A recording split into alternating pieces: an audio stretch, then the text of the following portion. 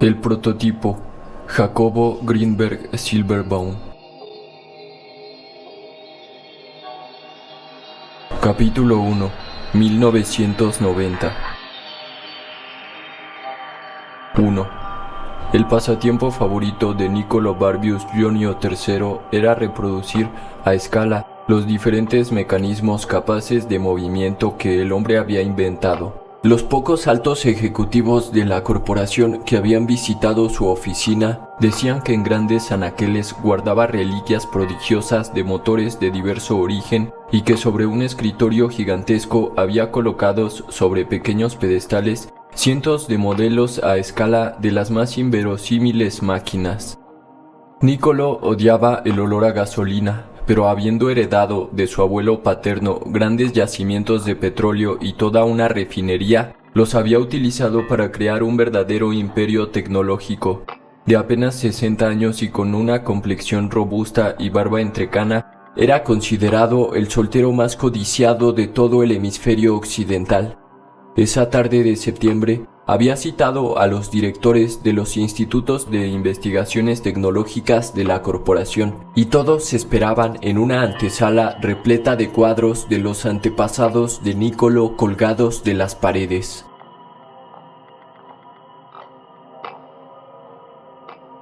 II.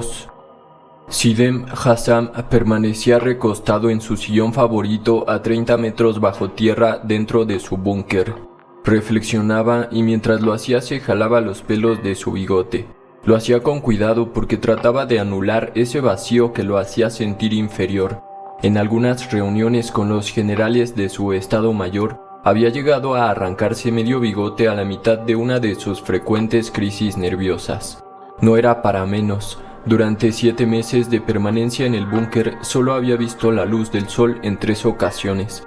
La primera, al inicio del conflicto del Golfo Pérsico, para recibir al secretario general de la ONU, quien lo había visitado para buscar un arreglo diplomático a la guerra que él mismo había provocado. Recordándolo, sonrió satisfecho. Él, hijo de una familia humilde, siendo visitado por el secretario general de las Naciones Unidas. Le había costado trabajo mantener la arrogancia y la postura de seguridad que tanto admiraba a su pueblo en él. Por supuesto que había tratado magníficamente bien a su visitante, pero se había negado a aceptar sus condiciones. La segunda ocasión, 3 meses después, para sobrevolar en helicóptero un campo de entrenamiento para el uso de armas químicas. Al ver los cadáveres había sentido un escalofrío, pero nada más. Bastante más gente había muerto antes y él solo era una herramienta en manos de Alá para hacer cumplir sus mandatos.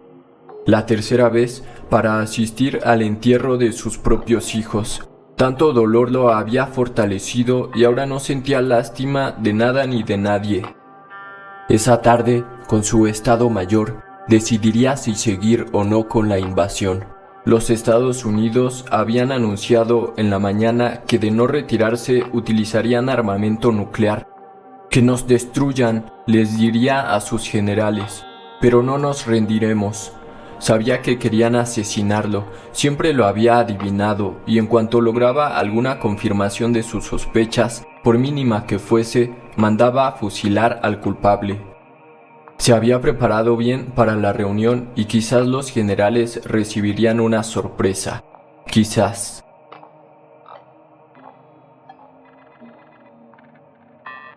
III. Augusto había reconocido 3 señales claras desde el inicio del proyecto, cuando él y Pedro, su ayudante, decidieron utilizar la luz láser. Se percataron de la necesidad de registrar la posibilidad de mínimas desviaciones de su trayectoria. Armaron un complicado aparato lleno de espejos, pero fracasaron. Entonces fueron al departamento de óptica del centro de instrumentos, tocaron la primera puerta que encontraron y penetraron a una oficina, en la que 2 técnicos discutían precisamente lo mismo que venían a plantear. Esa fue la primera señal. La segunda fue Petra. Augusto la había conocido 2 años antes y se asombró de su sensibilidad. Era una chica ciega de nacimiento que decía ser capaz de comunicarse con seres de otros planetas. Augusto le planteó su idea y Petra le confesó que estaba recibiendo información acerca de cómo extraer energía directamente de la matriz del espacio-tiempo, la latice. La tercera señal estaba ligada a la crisis del Golfo. Era claro que de tener éxito sería necesario proteger el descubrimiento para que no se hiciera mal uso del mismo. Augusto había encendido distraídamente la radio mientras pensaba en ello y escuchó, asombrado, una entrevista acerca de los procedimientos universitarios de protección de invenciones. Toda la economía del planeta estaba basada en la utilización del petróleo. Los intentos de aprovechamiento de la energía solar eran todavía muy primitivos y la fuerza nuclear representaba enormes peligros.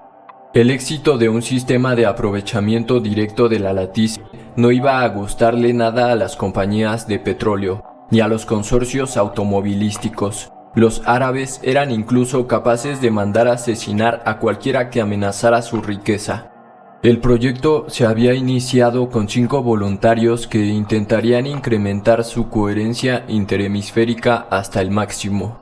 La idea era que, al lograrlo, sus campos neuronales se volverían indistinguibles de la latice y podrían curvar el espacio.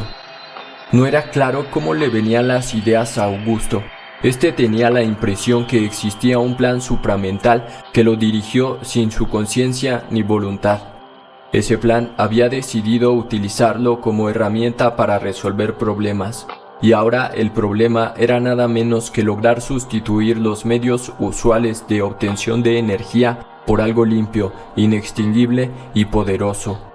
Era miércoles y Augusto penetró a la cámara blindada, se colocó los electrodos, mientras Pedro conectaba la computadora. Se empezaron a oír los sonidos de retroalimentación indicativos del estado de su coherencia cerebral. 4. El presidente de los Estados Unidos no había dormido bien. Tenía ante sí la opción más grave de su vida y no podía apartar de su mente las repercusiones históricas personales que causaría si tomaba una decisión equivocada. A las 4 de la mañana se había comunicado con el premier soviético.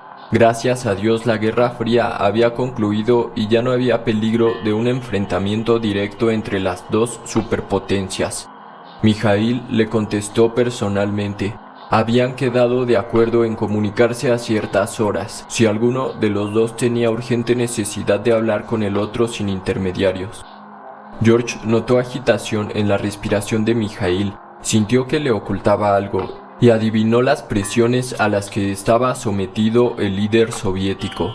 Los cabecillas del ejército de su país desconfiaban de la apertura de Mijaíl hacia Occidente y lo culpaban de desmembramiento de la República. La apertura económica que había propiciado y para la que el pueblo no estaba preparado había creado mucha confusión. Ahora, la guerra en el Golfo y su posición pro-occidental casi le habían costado el derrocamiento. George fue muy cauto en la entrevista y trató de hacerla personal. ¿Cómo te sientes, Mijaíl? Mal, muy mal, y me temo que no podré apoyarte si usas armas atómicas. Es más, te pido que pospongas tu decisión y me des tiempo de fortalecerme para poder ayudarte, pero por otros medios. ¿Qué medios? Estoy pensando en una entrevista personal con Sidem, pero él se opone, dice que lo traicioné. Hoy tengo que decidir, Mijaíl. No lo hagas, trata de posponerlo y dame tiempo. Pero no hay tiempo. Anuncia que estás a punto de destruirlos, pero que hablaste conmigo y que yo te pedí no hacerlo sino hasta después de que hable con Sidem. Esto lo obligará a aceptar la entrevista.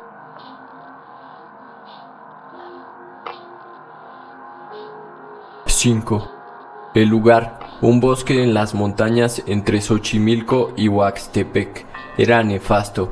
Al menos así lo experimentaba Augusto. En una ocasión, y desesperado por no poder dormir, estuvo a punto de incendiar la cabaña y el bosque utilizando gasolina. No se había atrevido y no sabía por qué. En su pensamiento era como una especie de venganza por todos los sufrimientos que la montaña le había causado.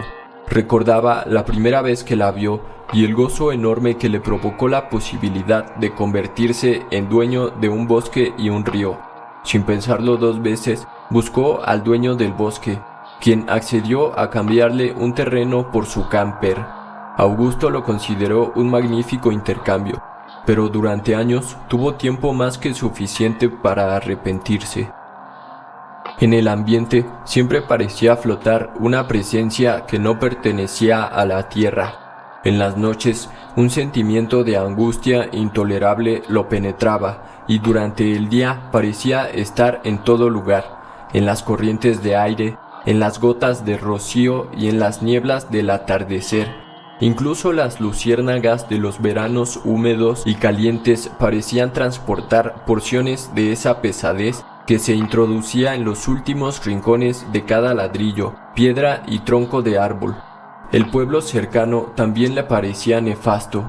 Lo había investigado concienzudamente y para su sorpresa descubrió que en él vivían 3 chamanes y que junto a la iglesia católica un templo espiritualista recibía adeptos y realizaba ceremonias 3 veces a la semana. Había consultado con brujos y los había invitado al lugar. Todos estaban de acuerdo en que algo extraño flotaba en la montaña. Los graniceros hablaban de cientos de trabajadores del tiempo pululando en la atmósfera, y los espiritualistas afirmaban que allí residían almas perdidas, vagabundas y olvidadas de Dios. Un experto en visualizaciones con cristales de cuarzo había visto varios indios de cabeza rapada e intenciones guerreras, y los pueblerinos afirmaban que allí habían muerto cientos de soldados zapatistas, acribillados por balas federales durante la Revolución Mexicana. En una ocasión, 5 campesinos espiritualistas habían realizado una ceremonia de otorgamiento de luz a las almas perdidas. 3 de ellos se sumieron en un trance profundo después de varias sacudidas musculares, mientras que los 2 restantes los cuidaban aplicando sus palmas abiertas en dirección a sus cráneos. Cada vez que uno de los médiums detectaba un ser, se lo tragaba de un bocanazo y el cuidador le pedía su nombre mostrándole la palma de su mano derecha. «Ve, observa el camino de la luz», le decía con fuerza. El médium se sacudía y por fin mencionaba un nombre. Augusto había anotado 176 nombres en grandes listas que guardaba en un anaquel de una repisa. El mismísimo director de todos los chamanes de Morelos había accedido a realizar una limpia del bosque. Primero hizo un diagnóstico y ladeando la cabeza con señal de gravedad, le había dicho a Augusto que la única solución era instalar un seguro en el lugar. Augusto tuvo que ir a conseguir un gallo negro y chamán lo tomó de sus patas, lo zarandeó y rozó contra la cabeza, hombros y espalda de Augusto. Después lo introdujo en un gran agujero que servía de fosa séptica. «Ya estuvo», le dijo satisfecho. «Se tragó los daños y al morir dentro del agujero su espíritu te protegerá». A los 2 días Augusto no lo pudo tolerar. Sintió que con la muerte del gallo algo terrible le iba a suceder a su hija. Tomó su pequeña motocicleta y viajó hacia el bosque. Destapó el agujero y dejó libre al gallo, quien confundió el atardecer con la madrugada y empezó a cantar para después salir huyendo, mientras se oían unos estruendos extraños en el cielo despejado. Durante 2 años, Augusto le ocultó al chamán su acción, pero este adivinó la maniobra de salvamento y le advirtió, utilizando palabras terribles, que ya no era responsable de su vida. Entonces, Augusto fue a pedirle ayuda a la chamán mayor del pueblo vecino, doña Prágedis. Ella accedió a realizar una limpia, pero con la condición de que durante 3 días y 3 noches Augusto no abandonara el bosque. Después se pasó toda una mañana haciendo tamales, los que untó en la superficie del cuerpo desnudo de Augusto, y después fue a ofrecer a los espíritus de la barranca. «Con eso estarán satisfechos y te dejarán de molestar», le dijo cuando terminó la ceremonia. El procedimiento de doña Prágedis alivió la tensión durante 2 semanas, pero después esta volvió, incluso con mayor intensidad. Entonces Augusto acudió con don Nicolás y le pidió ayuda. Este le mandó colocar piezas de plata maciza en los extremos del terreno y lo hizo ingerir un brebaje extraño y maloliente. Esto te marcará a ti y al lugar, y así los espíritus sabrán reconocer que el terreno y tu persona están protegidos. De nuevo, nada ocurrió, y la angustia y el insomnio continuaron atormentándolo. Decidió irse y nunca volver. 10 años después, en 1988, conoció a Blanca, y al mencionarle el bosque, ésta quiso conocerlo. Ella se fascinó con el lugar e insistió en pasar los fines de semana allí. Empezó instalando una barda y siguió comprando una estufa y trayendo enseres de cocina, mientras él la observaba asombrado, cocinando plácidamente y durmiendo en las noches como si nada, mientras él seguía luchando con presencias invisibles y energías demoledoras. Empezó a sospechar que quizás el bosque actuaba como un mamador gigantesco de su propio inconsciente traumatizado por una infancia infeliz. Entonces, Blanca decidió que el lugar era encantador, apropiadísimo para dar cursos de meditación. Convenció a Augusto de construir una sala de meditación, la que acabó aumentando las deudas que la construcción de la barda y la cocina habían iniciado. Ahora no solamente la angustia de la energía vertiginosa lo atormentaba, sino los acreedores que le exigían pagar los materiales de construcción y la mano de obra. Una tarde, Blanca le anunció que su proyecto de extraer energía de la latiz lo resolvería en el bosque, puesto que en él la matriz del espacio-tiempo era purísima. Además, había allí una puerta dimensional a través de la cual recibiría respuestas a sus preguntas. 6. La estrategia de Mijaíl había dado resultado. Los periódicos de todo el mundo anunciaron con satisfacción que Sidem había accedido a la entrevista y que después de esta se preparaba para retirarse de los territorios ocupados por la invasión, con la condición de que los americanos abandonaran la región y no volvieran a interferir en los asuntos del mundo musulmán. George puso como condición la instalación de un cuerpo de vigilancia permanente de la ONU y después ordenó el retiro de sus tropas del Golfo. Mijaíl, George y Sidem se reunieron en Moscú y firmaron un tratado de no agresión. El petróleo empezó a fluir de nuevo y el mundo pudo dormir de noche sin sobresaltos.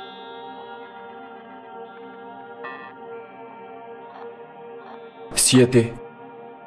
Niccolò Barbius Jonio III tenía otro pasatiempo, pero este lo mantenía en el mayor de los secretos. Había establecido un fondo filantrópico que se ocupaba de rescatar a niñas huérfanas africanas.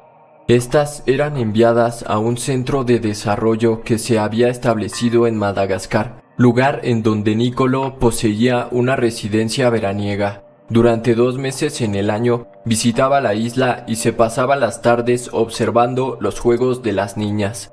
Escogía 2 o 3 y las invitaba a pasear en su yate. Todos se disfrazaban. Niccolò de peluquero de barriada. Las niñas, desnudas y pintarrajeadas, se sentaban en sillones de barbero y abrían sus piernas mientras él les rasuraba el vello púbico. A la mañana siguiente, las regresaba al centro de desarrollo perfectamente aseadas y con todo un arsenal de juguetes y vestidos relucientes a cambio de guardar silencio acerca del juego que habían jugado.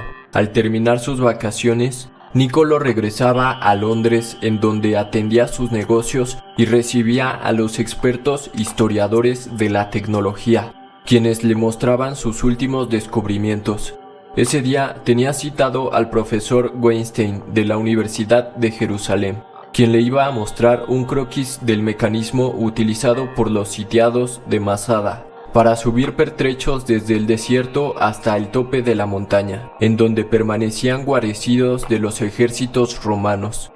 Niccolò ya se imaginaba su placer al construir el modelo a escala, mientras su mente se llenaba de las escenas de las niñas de Madagascar.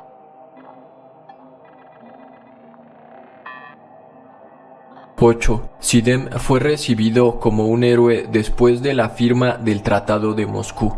El Ministerio de Propaganda de su país, dirigido por un refugiado nazi alumno directo de Goebbels, había logrado convencer a la población que Hassan había obtenido una gran victoria diplomática y eso aumentó su poder considerablemente. Si cualquier general de su Estado Mayor había abrigado el deseo de derrocarlo, ahora esa idea debía apartarla totalmente de su mente, ante la sospecha de que Sidem pudiera adivinarla a través de algún gesto inconsciente. Pero ello no era necesario ni útil. El dictador había sido informado por su servicio secreto que 2 generales se habían aprovechado del bloqueo occidental, negociando con pertrechos, y que otro más había intentado establecer contacto con los ingleses para preparar una sublevación en su contra. Precisamente a estos 3 saludó el caudillo y presidente de la República con mayor efusividad, pero en su mirada hubo un reflejo de odio y venganza al extenderles la mano. Después, todos se sentaron alrededor de una mesa cuadrangular y Hassan empezó a hablar. Hemos triunfado, y que a nadie le quepa ninguna duda al respecto. Ahora debemos prepararnos mejor porque esta no será la última vez que triunfemos. El ejército debe ser fortalecido y reclutados nuevos voluntarios. Durante los próximos 6 meses nos dedicaremos a reconstruir y explorar nuevos yacimientos hasta convertirnos en el principal abastecedor de petróleo del planeta. Esta será nuestra mejor arma. Además, quiero nuestra presencia en todos y cada uno de los yacimientos y refinerías de petróleo del Oriente Medio. Después de un silencio tenso y con chispas que parecían salir de sus ojos, Sidem señaló a los 3 generales que lo habían traicionado. En premio a su valentía, quiero otorgarles una especial condecoración. Sudorosos, los 3 generales se levantaron de sus asientos.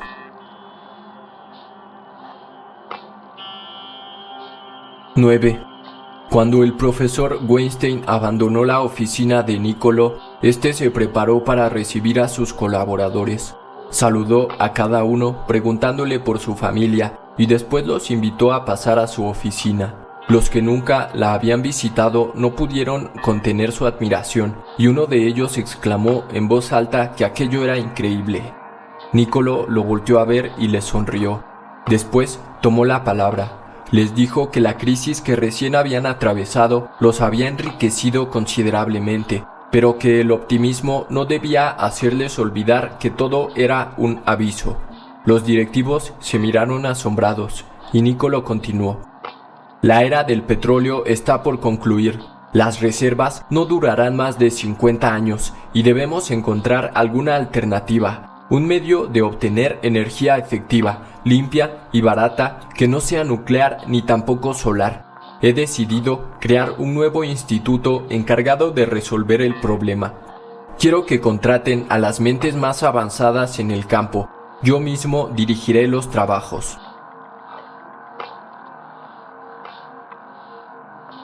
10. Pedro era un genio autodidacta y se había convertido en un experto en sueños lúcidos. 3 o 4 veces por mes se despertaba dentro de sus sueños creando mundos, océanos, gentes y paisajes a voluntad. Cuando llegaba al laboratorio le contaba a Augusto sus últimas aventuras oníricas. Me pude ver en un espejo, le decía con entusiasmo. Platiqué con varios amigos y después viajé al Amazonas. De pronto, y a la mitad de un sueño, Pedro se percataba que soñaba y adquiría la conciencia de vigilia sin interrumpir el sueño. Entonces podía decidir hacer cualquier cosa, volar, crear música o un paisaje, o inclusive interactuar con objetos o con su propio cuerpo, tocándolo o comiendo algún exótico platillo que preparaba en una cocina de su propia creación. Augusto, por su parte, solo había tenido 2 sueños lúcidos en toda su vida, pero se interesaba mucho en ellos. Durante su estancia en una de las universidades de la provincia mexicana, había motivado a sus alumnos para experimentar con ese tipo de sueños. Después de varias semanas, llegaban a contarle las más inverosímiles experiencias. Le decían que lograban encontrarse, varios de ellos, dentro de un sueño lúcido compartido, y que juntos exploraban la región o participaban en experimentos comunes. Lo que más nos gusta, le decían con una mirada picaresca, es que hagamos lo que hagamos, no existen consecuencias.